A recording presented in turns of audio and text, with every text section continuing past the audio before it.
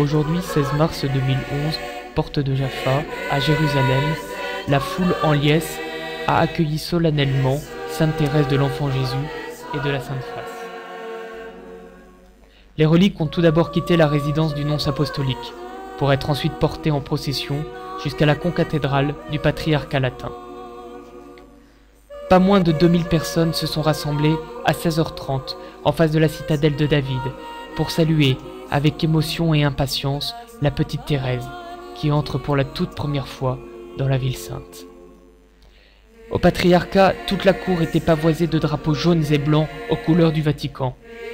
Les scouts, eux, ont accompagné le cortège à la cornemuse jusqu'à la cathédrale, où les vêpres ont été présidées par sa béatitude, le patriarche Monseigneur Foix-de-Toile. Le patriarche a dans son homélie accueilli avec déférence la plus grande sainte des temps modernes. Monseigneur Foix-de-Toile a rappelé combien la Terre Sainte avait grand besoin de la grâce. Tout d'abord entre nous, dit-il, car nous venons de conclure notre assemblée plénière des ordinaires de Terre Sainte, et nous voyons combien nous avons besoin de la transcendance divine pour nous porter dans notre mission, pour faire l'unité entre nous, ainsi qu'avec tous nos frères chrétiens, mais aussi juifs et musulmans. Nous avons besoin de la grâce pour mettre en œuvre les dispositions du récent synode, afin que tous les fidèles puissent se sentir soutenus et se rapprochent davantage de Dieu.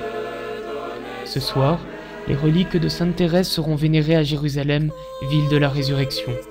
L'écho est profond, car le culte des reliques des saints signifie aussi que nous sommes en attente de la vie éternelle.